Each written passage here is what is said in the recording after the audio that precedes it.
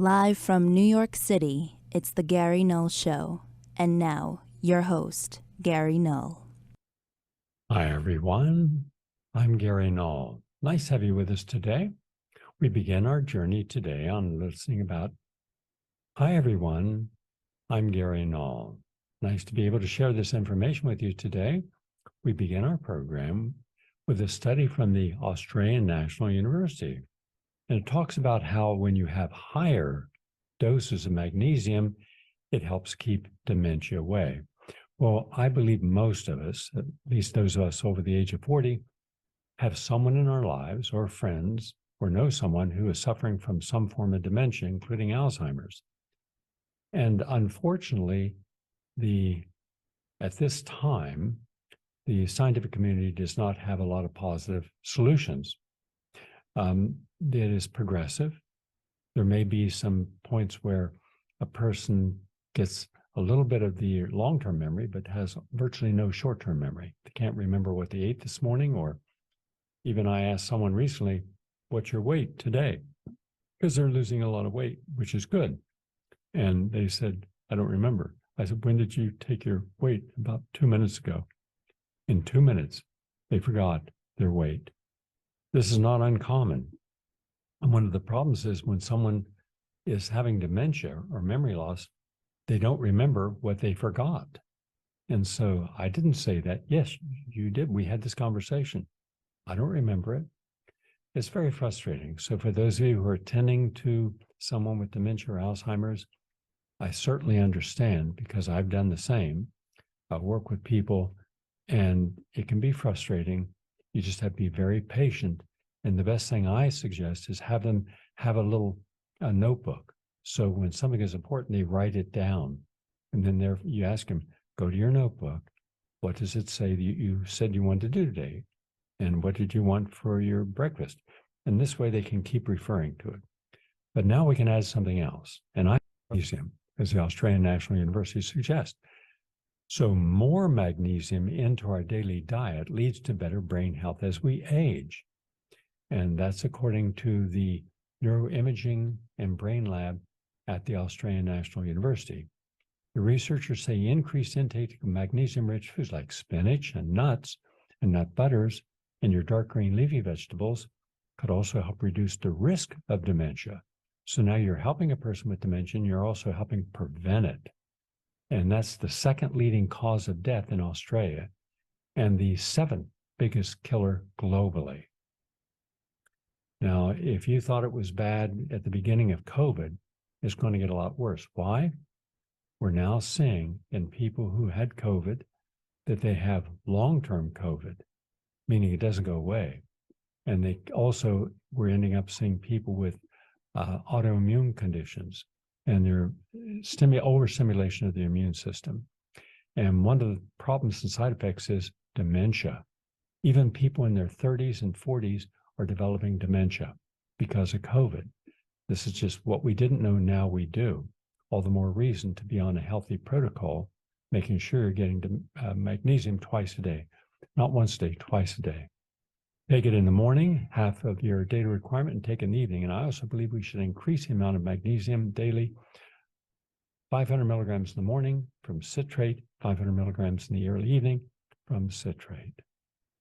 By the way, they looked at 6,000 cognitively healthy participants in the United Kingdom, 40 to 73 years of age, and found people who consume more than 550 milligrams of magnesium each day have a brain age that is approximately 1 year younger by the time they reach 55 compared to with someone with a normal magnesium intake of 350 milligrams a day.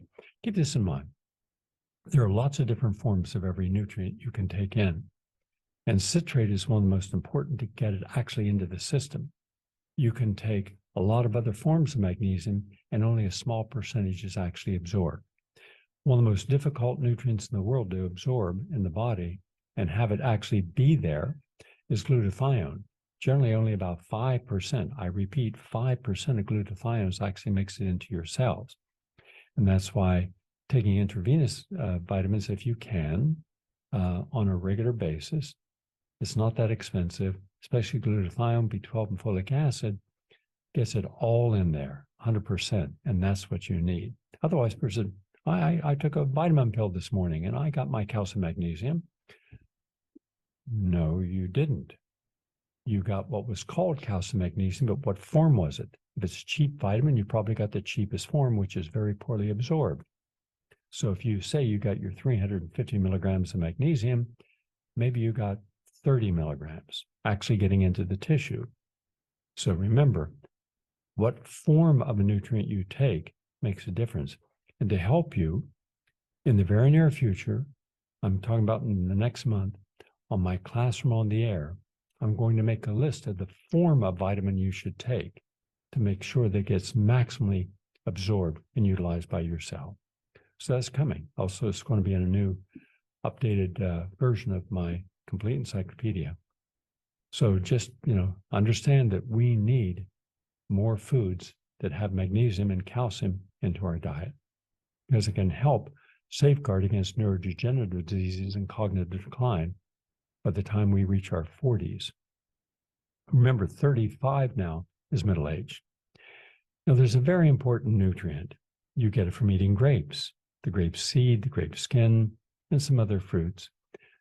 But it's best when it's in supplement form. It's called resveratrol, resveratrol. And the latest study from Virginia Tech University shows that it preserves the neuromuscular synapse and muscle fibers, and this was in aging mice. So scientists have discovered that resveratrol, a component in the skin of grapes and red wine, small amount red wine, I wouldn't use that, have many of the neuroprotective benefits of a low-calorie diet and exercise.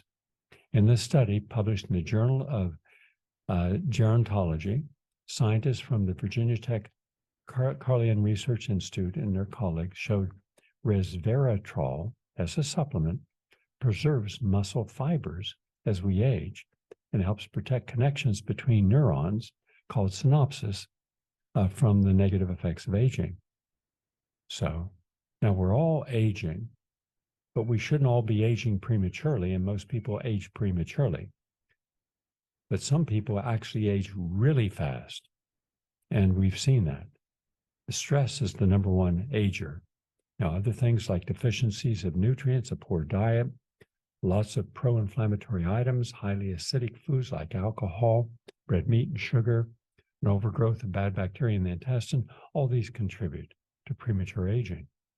And you won't always feel this. Let's say you go out, you're in college, and you go drinking. I don't know how many people in college drink moderately or not at all, but any amount of alcohol is destructive, any and all. There's no such thing as a safe drink, contrary to what people might want to believe culturally or because of their own conditioning. Well, I don't drink to get drunk. Well, no one I knew growing up got drunk. It was considered socially unacceptable. But they all drank. They all smoked. They didn't think their smoking was bad. It was. Their drinking bad. Their diet bad. And non-exercise. So they were doing nothing to keep themselves healthy and everything to speed up the aging process. So therefore, when they were in their 30s, early 30s, they were already more than halfway through their life. They were in advanced aging. And we didn't have the science, nor did we have the common sense to realize this. Now we do. Has it changed? No, it hasn't changed anybody's behavior. People are still acting today, even worse today, because we have morbidly obese people. We never had morbidly obese people where I was growing up and where many of you were growing up, unless their family was obese, not by genetics, but by conditioning.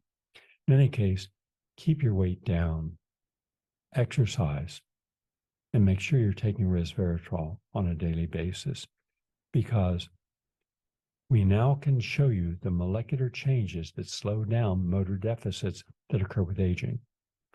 And I believe that we are getting closer to tapping into the mechanisms to slow age-induced degeneration of the neurocircuits. In fact, I've actually proven this.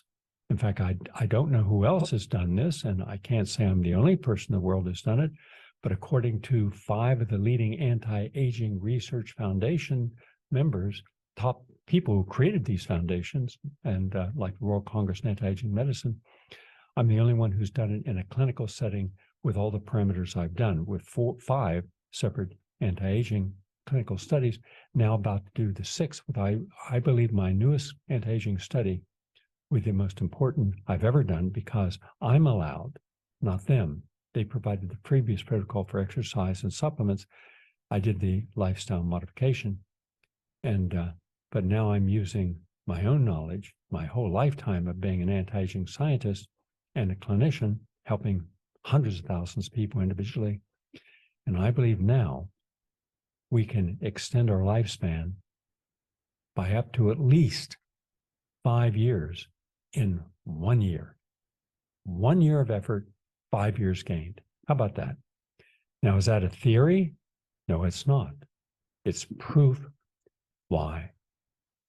Because for the first time, a major university and a major anti-aging division and foundation of that university allowed us to use what is called a DNA methylation test, blood test, and it can tell you the age of every organ in your body, the actual biological age. It can also predict how long that organ is going to live, unless you change your lifestyle. We now have out in acceptance of a peer-reviewed journal to prove that we were able to reverse, on average, aggregate 2.2 years added to a person's lifespan. Therefore, we reversed the aging process. We put the brakes on it. And now we're reversing by adding years. No one's ever done this that I'm aware of. So this is a scientific breakthrough of a huge magnitude. Think of the lives we will save. Think of diseases we will prevent. Think of the quality of life we will add on, where people think, well, what do I do? You know, I can't do anything, so I'm not going to do anything. So I'm just going to accept my senescence, the end of my life. No, you don't have to. Now, one of the people who's coming to my new anti-aging study, my 6th in clinical experience on campus, is coming, who is, I believe he's 96 or 97 now. But when I first started working with him, everything was gone. Couldn't look you in the eye, stared down, dead stare. Couldn't talk, couldn't take care of himself, couldn't feed himself, couldn't go to the bathroom alone. His wife did all that for him, and then he got in the study. By the end of that study, by the end of 2 weeks, he was able to laugh, dance with his wife, talk. And my lectures, which are lectures that are dynamic in nature, meaning it's, share your input as I'm talking, questions, issues. Every time I ask a question, he answered it. He held up his hand, said, I've got an answer. And he was correct in all of his answers. And he's just continued to improve, sticking with the protocols. So now we're really focusing upon him to see how much of his brain chemistry, the aging of his brain, has been reversed. And this will be a first. If we can show that we've taken a person with full-blown Alzheimer's, we did it before. I even introduced this person to a whole group of thousands of scientists where I was a keynote speaker, but not on that. That was a surprise to them. That person was supposed to show up. I was supposed to talk about how I reversed with protocol of 500 women's menopausal symptoms completely. Hair growing back, natural color, skin tightening up, no wrinkles, muscle mass increasing, no more hot flashes and night sweats, no more fatigue, no more thinning of the hair and outer eyebrows, no more mood swings. All that was reversed, stopped it dead in its tracks. I'm sure some people listening right now and watching right now were in that study. Anyhow, I was invited after publishing it in a peer-reviewed journal to come down to Washington, D.C. and present it. Instead of presenting that 22-minute talk, instead I brought 3 people who were in a brain aging study of 16 months, reversed completely, 100% reversal of autism, first that I know of in the United States to do that, reversed 4 killing diseases in a person, and reversed Alzheimer's in a professor. And they got up and they talked about their experience, and they went out in the hallway. Hundreds of these scientists and doctors from around the world came out to see what was going on. How'd you do this? Because it hadn't been done before. Everything was in a petri dish, No. In fact, I said, you're looking for millions of dollars to do your research on how to slow down some of the inflammation in the brain. What if I show you a whole human being, 70 trillion cells that have all been detoxified and reversed?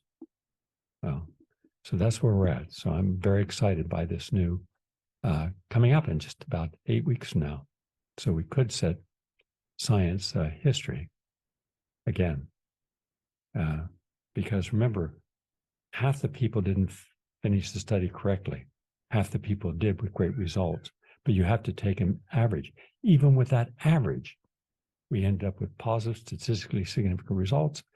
And one of those people has extended their lifespan according to the university, not us, to their state-of-the-art patented, methylation test, 5 years. 5 years added to a person's life. I don't know which person it is. Might have been me, might have been one of the other people, but because it's all coded, there's no names. We'll get to that in about 2 weeks, because that's going to be a separate article published. Anyhow, the idea is, can we extend your life? Yes. But it means you have to make a lot of changes. And the changes are not just changing the symptoms of a condition. I don't work with that at all. I don't care about the symptoms. I care about what caused that, because if you don't change that, anything else you change superficially will revert right back, because the person's going back to the old habits. So anyone who's asking, what does Gary do when he's counseling? You've got terminal cancer. Well, he never talks about the cancer. Word never comes up. What's he talk about? What's the current meaning and purpose of my life, and what would I like to do if I had extra time to do it? What's that have to do with your terminal cancer? It has everything to do with it, because I didn't realize how I ended up getting the cancer in the first place, or whatever the disease is. And yet medicine is focused just on the symptoms. Let's relieve the symptoms, relieve the pain, but you're not changing what caused the pain. You're blocking the signals from the brain to the pain site. So how's that really helping a person? Especially when you look at the side effects of the pain medication, like Vioxx, that killed 60,000 to 500,000 people. I have a different way of approaching everything in life. So I'm looking forward to that. Very excited. In any case, another study from the Francis Crick Institute, major scientific institute, the scientists there found that the artificial sweetener can dampen your immune response to disease. This was in a laboratory study of mice. What it did was the sucralose lowered activation of T cells, an important component of your immune system. And sucralose is an artificial sweetener about 600 times sweeter than sugar. That is in common use in drinks and food. And like many artificial sweeteners, the effects of sucralose on the body are not yet fully understood, although recent studies have shown that sucralose can impact human health by affecting the microbiome, your bacteria in your gut. In the new study published in the most important scientific journal in the world, Nature, the researchers tested the impact of sucralose on the immune system in mice. Mice were fed sucralose at levels equivalent to the acceptable daily intake recommended by the European and American food safety authorities. Importantly, while those doses are achievable, they would not normally be reached by people simply consuming food and drinks containing sweeteners as part of a normal diet. The mice-fed diets containing high doses of sucralose were less able to activate T cells in response to cancer or infection. So that's important. You don't want anything you're consuming to adversely affect your immune system. And yet it did. Just a heads up. And that's just one sweetener. There are other sweeteners that are problematic as well. And finally, from the University Medical Center in Utrecht in the Netherlands, brain decline comes later than thought. Scientists now say it starts in our 30s. Some people report a decline in their memory before any drop in cognition, and it's largely enough to show up on test. This and other factors have prompted scientists to think brain decline starts really early. But new research from University Medical Center shows that the opposite is true. Instead of it happening after about 25 years of age, it turns out that it does begin to really get into high gear at 30. So you are already in age decline as far as your brain's aging prematurely, and that's not good. And it really ages badly between 30 and 40. And who thought when I was growing up, I never thought at age 30, there'd be a problem with my brain, vital health, doing marathons. Yeah, and it's what we didn't see and we didn't know that we now do know and we can see improve. So this finding is welcome news to those who fear that their brains were going forgetful in moments. But we now know that COVID itself will cause premature brain aging and dementia. So that's important that we realize that we got to take care of ourselves better, especially taking care of the brain. So what am I doing? On an upcoming Classroom on the Air, I'm going to give you a reverse your brain aging protocol. It'll be about an hour long, but boy, you're going to get a whole Classroom on the Air. And by the way, all my classrooms on the air, which I do every day, they're up on Gary Null YouTube and on Rumble. Go to Gary Null Film Library and on Odysee. Also, I have all my protocols, not my actual protocols, but I have all my understanding of what causes disease and the best way of reversing or preventing it up on GaryNull.com. I'm quickly approaching 1,000 articles I've written. Almost there. Be there in about another 3 months. So, and this work was done, by the way, at the Karolinska Institute in Sweden. And it's interesting because they're also saying as your brain ages, you have more trouble sleeping. And therefore, with more trouble sleeping, not getting good night's sleep, your immune system is affected and you end up living with more anxiety and depression from not having good night's sleep. So you see the interconnectivity. This was published in the Journal of Child Psychology and Psychiatry. Now, what will help? Melatonin. Melatonin is naturally secreted from the pineal gland in your brain. And that melatonin helps control the sleep-wake cycle as the most commonly prescribed drug for sleep disturbances in children and adolescents in Sweden. But you can just take a little supplement of melatonin and its use dramatically drops in your brain and the creation of it over the years. But you can just buy it. It's non-toxic. Anywhere from one, always start at the lowest dose. Start at 1 for 2 weeks, about 2 hours before you go to bed, and see did it change how often you wake up or what time you wake up. Then if that doesn't work, go to 2 milligrams and 3 and 4 and 5. And you're at some point, you're going to hit a place that's going to make a big difference. And by the way, we're also saying that children who do not get a good night's sleep also have a higher susceptibility to attention deficit hyperactivity disorder, anxiety disorders, and other conditions that are not good. So getting a good night's sleep is one of the pillars of living a longer and healthier life. Oh, one last, this is important. University of Manchester, which is in the United Kingdom, vitamin C, they just discovered this. So listen carefully for those of you who are taking your vitamin C. I hope you're taking it every day, about 5 times a day. Vitamin C is 10 times, that's 1,000% more effective at killing cancer cells, stem cells, than pharmaceuticals. You heard me right.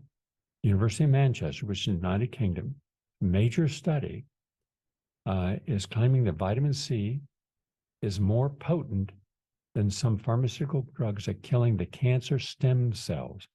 See, you can have cancer removed, burned, poisoned with radiation, but if you don't kill the stem cell, it'll grow back. And new cancer cells feed fatal tumors and often evade treatment. The study is published in the peer-reviewed journal Oncotarget, major journal in cancer. It's the first evidence that supports that vitamin C be used to target and kill cancer stem cells. Well, well, well. Now think of all of you, the thousands and thousands who had advanced cancer, came to the Tri-State Healing Center, and you got small doses of vitamin C, first orally, then intravenous, and over a period of a year, it increased to where you're getting mega doses, the most given anywhere in America, anywhere in the world, 100, 200,000 milligrams, and lo and behold, your cancer was gone. So imagine then that we were killing a lot of cancer stem cells. That's good news. In order to find out which substances might target stem cells, researchers needed to find a way to disrupt cancer cell metabolism. And focusing on energy transfer, they measured the impact on cell lines in a laboratory of 7 substances. So they got it, they did it, it's proven, it's a natural substance, and it worked. All right. And by the way, they also found there was some natural antibiotic activity there as well. Go to GaryNall.com, look at all the different articles, the documentaries, anything that you need in the way of helping you live a longer and healthier life. It's there. And also go each day or whenever you want to Gary Null YouTube. And these are non-controversial classrooms on the air. All right. But they're all meant to help you. Now, today I'm doing one on a very important topic. It'll be up there today. And that's on the subject of intermittent fasting. What is it? Why does it help? How does it help? Why you should do it? And so it's giving you a lot of information for free. All right. Thank you all for watching if you're just watching the health part. But for all of you who are interested, I have an exclusive bit of information to share with you you've never heard before. Brand new. And it's shocking. That's coming in a moment. Please stay with us. Are you tired of closed-minded programming? Well, look no further than PRN.Live, the home for progressive voices.